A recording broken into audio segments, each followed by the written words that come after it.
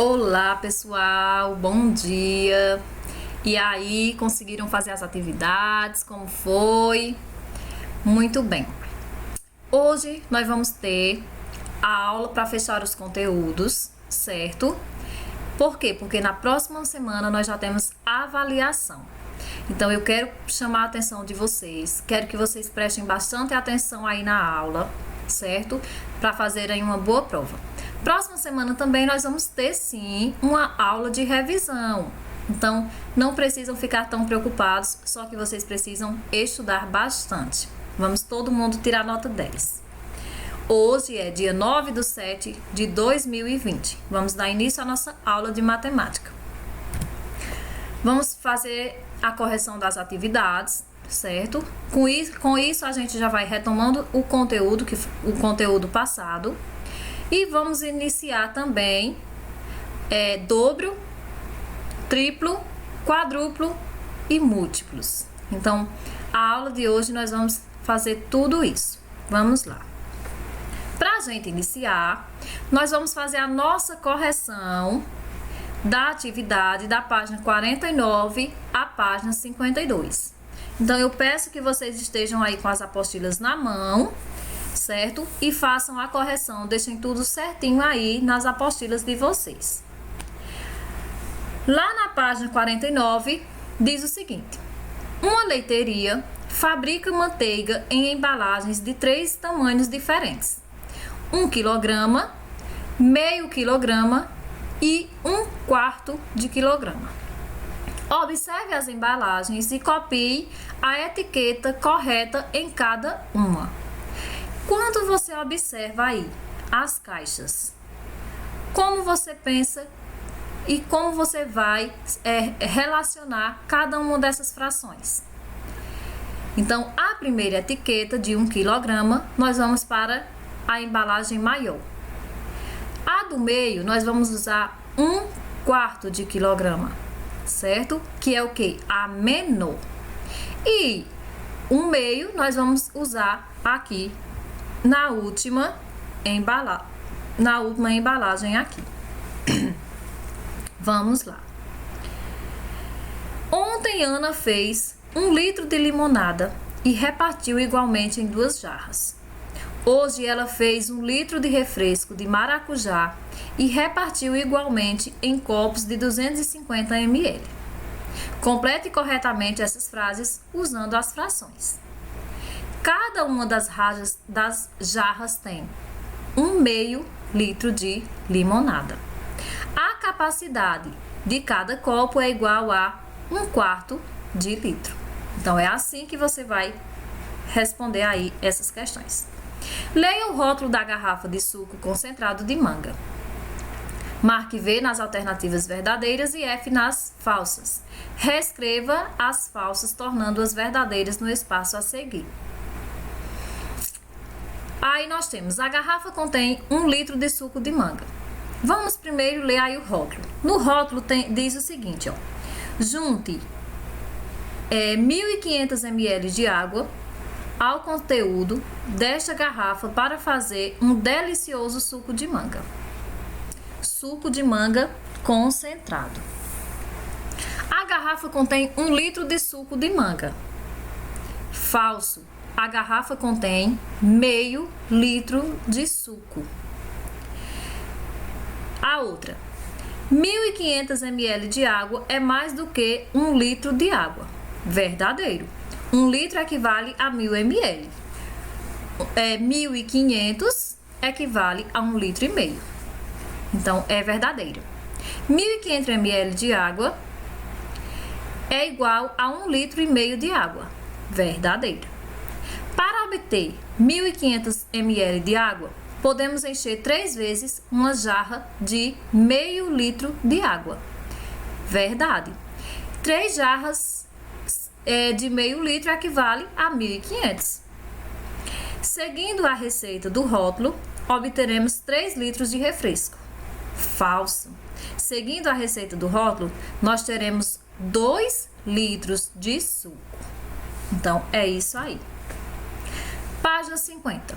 Escreva abaixo a fração de cada retângulo que está pintada. Então, vamos lá. Nós temos aí os retângulos, certo? E nós vamos representar aí as frações. Veja aqui, em quantas partes esse retângulo está dividido? Ele foi repartido aqui em 8 partes e foi usada 4. Então, como eu posso representar? Meio. Por quê? Porque foi usado metade. Então, eu vou representar essa fração como 1/2.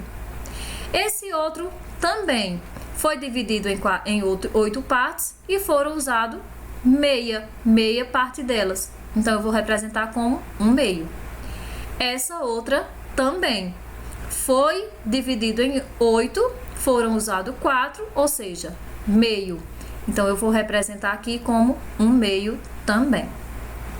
Você escreveu a mesma fração do retângulo em todos os itens, certo? Será que dá para pintar essa mesma fração de outro modo? Tente representar essa fração na figura à esquerda, depois descubra se alguém na turma fez diferente de você e copie na figura da direita. No caso aqui, você só vai usar a sua, porque a gente não teve como comparar a dos colegas. Então, encontre uma maneira de pintar aqui uma dessas figuras para representar 1/2, tá certo? 7ª questão. Pinte 1/4 de cada uma das figuras. Então, você tem aí as figuras aqui e você vai pintar uma parte em cada uma, que equivale a 1/4. 1/4 porque nós temos 4 partes e uma que nós vamos usar. Então, nós vamos pintar uma em cada 4 aqui. Flávia comprou uma barra de chocolate e vai comer 1/4 dela em cada dia. Quantos dias ela vai levar para comer a barra toda? Se ela comprou uma barra e vai comer uma em cada dia, ela vai levar 4 dias. Página 51. Leia os quadrinhos. Tereza, dê a metade para o José. Marque a alternativa correta. Tereza deu meia barra para José. Não, né? Tereza ficou com mais de meia barra. Veja como foi que Tereza tirou o pedaço aí para ele. Tereza deu mais de meia barra para José. Veja que a barra era grande. Ela tirou apenas 4 pedacinhos da barra. A barra tinha quantos pedaços? Isso, então a barra tinha 6 pedaços e ela deu 4, né? Então, Tereza ficou com mais de meia barra. Como será que fica a fração se a gente repartir algo em 3 partes iguais e considerar uma delas? E repartir em 5 partes iguais e considerar uma delas? Depois de conversar com os colegas, escreva as conclusões da turma. No caso, como será que fica a fração que a gente repartir algo em 3 partes iguais e considerar uma delas? Vai ser equivalente a 1/3. E se repartir a 5 partes iguais e considerar uma delas? 1/5, que é o que nós vamos ter aqui na questão 5. Certo? Vamos lá. Em cada item, pinte a fração indicada. 1/5. Nós temos aí uma fração com 5 partes e eu vou pintar uma. 1/3. Eu tenho aqui 3 bombons e eu vou pintar 1. 1/4. Eu tenho aqui 4 e vou pintar 1. Meio. 1/2. Eu tenho 2 e vou pintar 1. 1/2 aqui. Se eu tenho 1/2 e eu tenho 4 bombons, então eu vou pintar 2. Por quê? Porque meio equivale também a metade. Metade de 4 é 2. 1/3. 1/3, eu vou pintar 1 dos 3. 1/5, 1 de 5. E 1/4 eu vou pintar 1 dos 4. Se uma hora tem 60 minutos, quantos minutos há em meia hora? 30 minutos. Em 1/3 de hora, 20 minutos. Em 1/4 de horas, 15 minutos. E em 1/5 de hora, 12 minutos. Para você saber esse resultado, você vai dividir 1 hora, ou seja, 60 minutos, dividido pelo denominador de cada fração, certo? Então, eu vou pegar 60 dividir por 2 vai ser igual a 30. 60 dividido por 3 vai ser igual a 20. 60 dividido por 4 vai ser igual a 15. E 60 dividido por 5 vai ser igual a 12. Então, é dessa forma que eu posso encontrar esses resultados. Continuando. Se repartirmos 1 litro de água em copos de 200 ml, quantos copos usaremos? Nós sabemos que 1 litro equivale a 1000 ml. Então, nós vamos usar 5 copos de 200 ml. Que fração do litro cada copo representa? Aí, você vai contar. Se nós vamos usar 1, 2, 3, 4, 5 copos, então eu vou representar como 1/5. 1 litro, 5 copos, tá certo? Bruna trabalha em uma confeitaria. Hoje ela fez um bolo de laranja e marcou na cobertura onde deve ser cortados os pedaços, todos iguais. Um dos pedaços já está sendo servido. Que fração do bolo está sendo servida? Veja que o bolo tinha, olhe bem, 1, 2, 3, 4, 5 partes. Uma foi servida. Então, que fração do bolo foi servida? 1, que é a que foi servida, 5, porque eram 5 partes que tinha o bolo. Então, a fração representada é 1/5 do bolo está sendo servido. Em uma folha de papel, escreva um texto com as informações da tabela sobre qual grupo alimentar precisa ser consumido em maior quantidade e qual precisa ser consumido em menor quantidade. E se você tem esse hábito alimentar. Começamos a fazer um gráfico com as informações da tabela referentes à alimentação na adolescência. Então, vejam aí. O gráfico está aqui, ó. Pede que você dê um título para o gráfico e complete-o com base na tabela anterior, usando cores diferentes para representar cada grupo. Então, você pode representar o gráfico usando as suas cores e representando dessa maneira, tá certo? Na página 55, leia o texto a seguir e verifique se ele diz o mesmo que sua turma concluiu. As porções recomendadas de cada grupo de alimentos poderiam ser indicadas por letras? Explique sua resposta. Logo aqui do lado, ó, onde a setinha está apontando, diz que uma variável que pode ser indicada de outro modo, além de números, não é uma variável numérica. Os grupos alimentares do gráfico poderiam ser indicados por letras ou com outros nomes.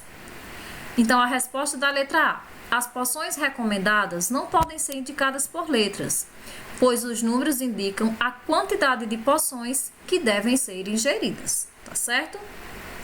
Complete a frase corretamente utilizando uma das etiquetas a seguir. Não é ou é? Nós temos aqui 2 etiquetas para você completar aqui no espaço vazio. A quantidade de porções dos grupos alimentares é uma variável numérica. Por quê? Porque estamos falando de números, quantidades e números, certo? Então, ela é uma variável numérica, sim. Lápis na mão. Vamos lá. Página 55.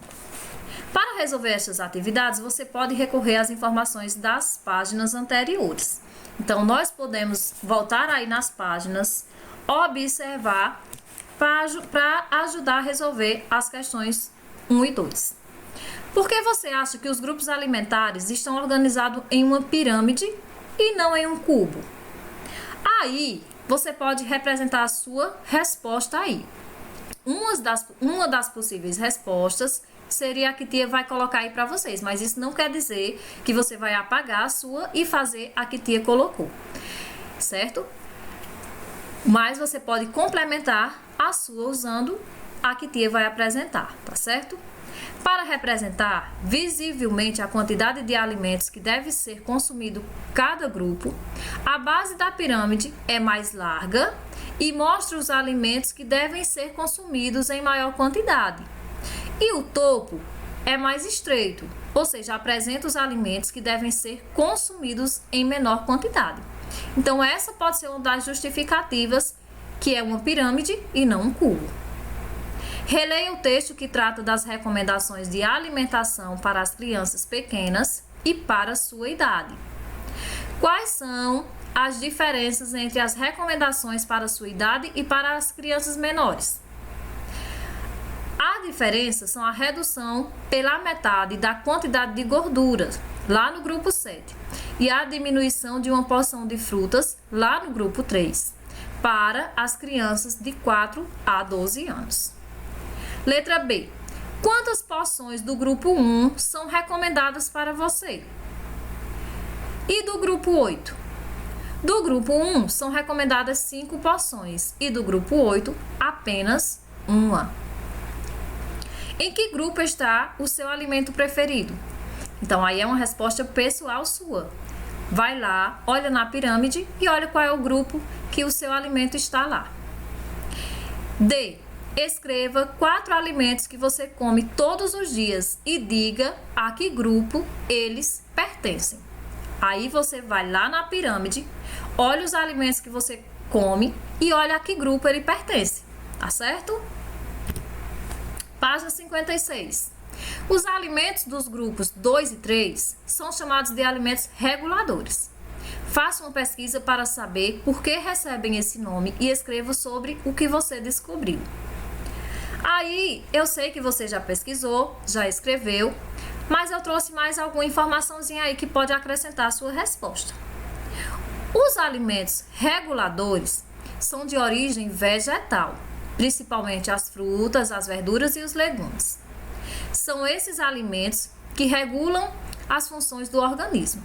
São ricos em vitaminas e sais minerais. Atuam sobre o sistema imunológico, regulam a digestão, a circulação sanguínea e proporcionam um bom funcionamento dos intestinos, pois são ricos em fibras. Então, aí é uma das informações que também você pode acrescentar aí na sua resposta, tá certo? Monte uma tabela com a quantidade de porções diárias recomendadas de cada grupo alimentar para a sua idade e faça o gráfico correspondente. Aí nós temos crianças de 4 a 12 anos, que é aí no gráfico da página 56, certo? Lá na página 56. Grupo alimentar, porção por dia, crianças de 4 a 12 anos. Aí nós temos aí as quantidades de porção, o grupo alimentar. Você só precisa aí dar um título ao seu gráfico aí, tá certo? E aí a representação aí na malha quadriculada, o desenho aí do gráfico que você pode fazer. Agora vamos pegar o caderno de atividades, abrir aí na página 43. Luciana ganhou algumas moedas e cédulas de seu avô. Ela resolveu gastar uma parte e guardar o restante em um cofrinho. Recorte as moedas da aba e colhe-as nos espaços a seguir para representar a quantia que Luciana gastou em cada situação. Aí na apostila de vocês tem uma abazinha com as notas. Então vocês vão recortar e colar. Luciana gastou meio de R$1 comprando uma borracha. Como é que eu vou... Qual é a moeda que equivale a um meio de R$1? A metade de R$1 é 50 centavos. Então você vai colar aí uma de 50. Letra B. Luciana comprou um pincel e gastou um meio de R$2. Quanto é um meio de 2? Um meio é metade. Então, metade de 2 é 1. Você vai colocar aí a moeda de R$1. Luciana gastou 1/4 de R$2 na compra de uma cartela de adesivos. Nós sabemos que o 4 aí é o quê? Equivale a 4 partes iguais. R$2. Qual é as moedas que eu componho R$2? 4 moedas de 50 centavos. Se ela usou uma, você vai colocar aí uma. 1/4 de R$2 equivale a 50 centavos. Ela também comprou algumas etiquetas por 1/5 de R$5. 1/5 de 5. Isso quer dizer que de R$5 ela usou 1. Então, você vai colar aí a moeda de R$1 na letra D. Tá certo? Se Luciano ganhou R$10 do avô, quanto ela conseguiu depositar no cofrinho? Desenhe cédulas e moedas para representar essa quantia. Aí você pode desenhar, né? Porque Luciana gastou R$3, sobraram R$7 para o cofrinho. Aí você desenha aí as notinhas ou moedas do jeito que você achar melhor. No último domingo, 1/3 dessas crianças foram juntas ao parque de diversões. Pinte as figuras das crianças que representam essa quantidade. 1/3. Vejam aí. Quantas crianças você vai pintar? Você deve pintar 2 crianças. Nós temos aí 3 crianças e foi 1/3. Então, você vai pintar 2 crianças. Ana repartiu uma torta em 5 pedaços iguais e comeu um desses pedaços.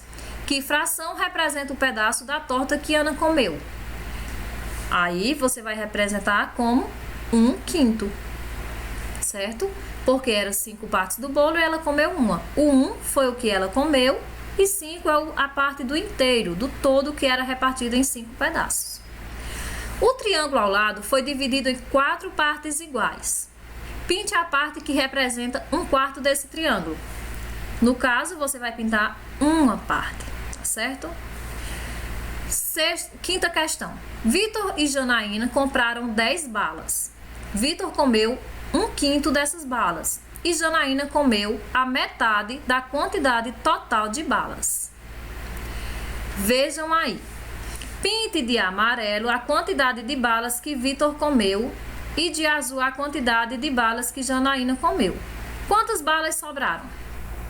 Então, de amarelo, vocês vão pintar a parte que Vitor comeu. 1, 2, certo? Porque ele comeu 1/5 das 10. E de azul, que foi as que ela comeu, você vai pintar 1, 2, 3, 4, 5, que foi metade de 10, ou seja, 1/2. 5 azul. Das 10 sobraram 3 balas. Página 45. Na tabela a seguir está registrado o tempo que alguns alunos do 4º ano passam estudando diariamente. O nome: Maria, Vitor, Ana, João e Caio. E abaixo de cada um tem os minutos que eles passam estudando. Escolha cores de 2 tons diferentes e use o tom mais escuro para indicar o tempo mínimo e o mais claro para indicar o intervalo até o tempo máximo de estudo e represente as informações da tabela no gráfico a seguir. Observe que no gráfico cada retângulo indica 10 minutos. Então, aqui, ó. Você pode escolher, aqui foi o azul, mas você pode ter escolhido outras cores aí, e aí a indicação aí no gráfico, tá certo? Os números que indicam os minutos são variáveis numéricas? Sim. Por quê?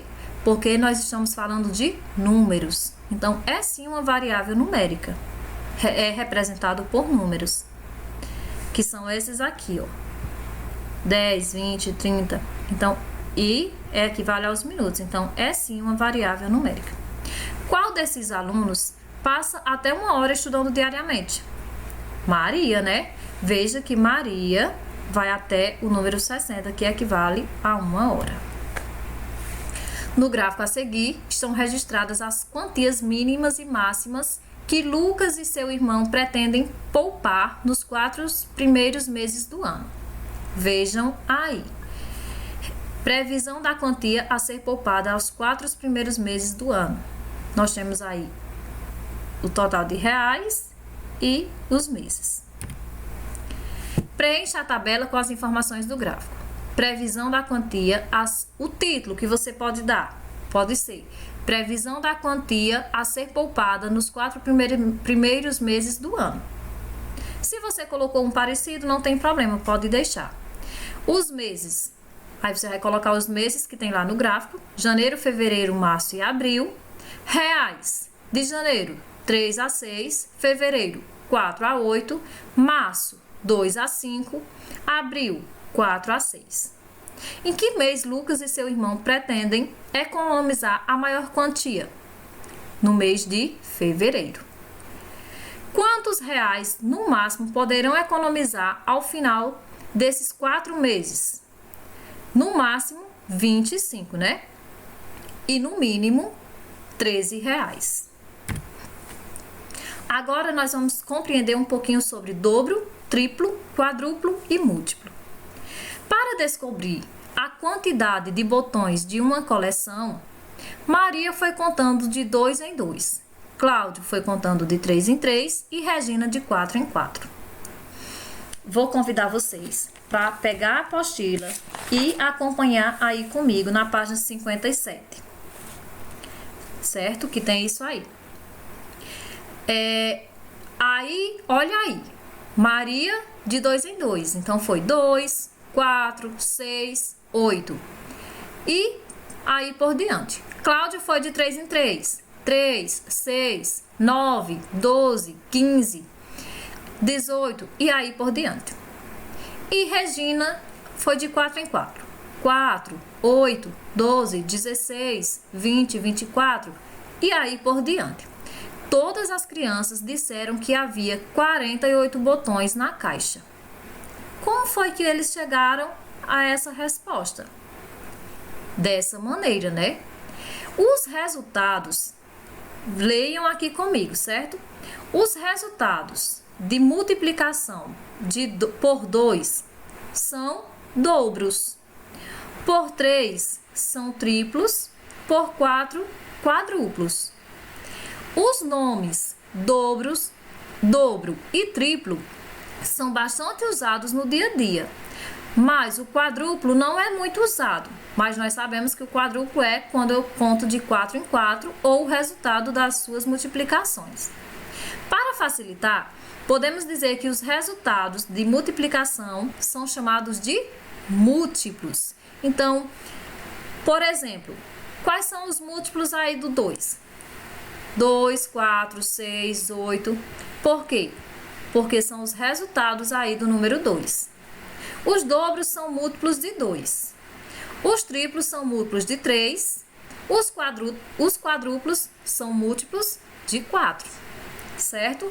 Então, deu para vocês entender um pouquinho sobre dobro, múltiplo, quadruplo e múltiplo. Então, seria interessante também que vocês fixassem esse pontinho aqui, ó, esse quadrinho, também aí no caderno de matemática, para, se você precisar, ir lá e consultar. Dá uma lida, certo? Repete a leitura para entender melhor e assim compreender bem. Múltiplos de 2 e de 3. Por que só aparecem algarismos pares nas unidades da sequência de 2 em 2? Essa sequência foi formada pela contagem dos balões, por isso ela começa de 2. Podemos ter esse tipo de sequência começando com qualquer número. Nós temos aí 6, 8, 10, 12, 14. É uma sequência de 2 em 2, que começa do número 6. 28, 30, 32, 34, 36. É uma sequência de 2 em 2, que começa do número 28. Cada termo desse tipo de sequência é resultado de uma multiplicação por 2. 2 vezes 1, 2. 2 vezes 2, 4. E assim por diante, certo? Já a sequência de 3 em 3, que estamos usando, começa em 3, porque foi usada para a contagem. Mas ela poderia começar com outro número, 15, 18, 21, 24, que essa sequência começa em 15 e continua de 3 em 3. Essa é uma sequência de triplos. Cada termo é resultado de uma multiplicação por 3. 3 vezes 1, 3 vezes 2, 3 vezes 6 e assim por diante. Quanto mede esse espaço? É outro conteúdo também bem interessante e bem importante. Luiz quer saber quanto mede a área desse retângulo.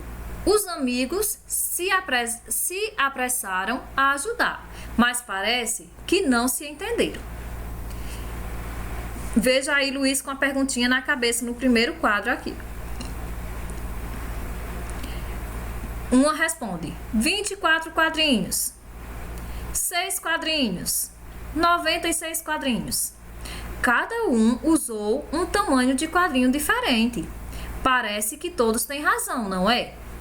Então, para saber o total de quadrinhos, cada um teve uma resposta diferente. Por quê? Porque eles usaram os tamanhos de quadrinhos um diferente do outro. Destaque os quadrinhos do material de apoio e cole-os eles sobre o retângulo de Luiz. O retângulo de Luiz é esse aqui, ó.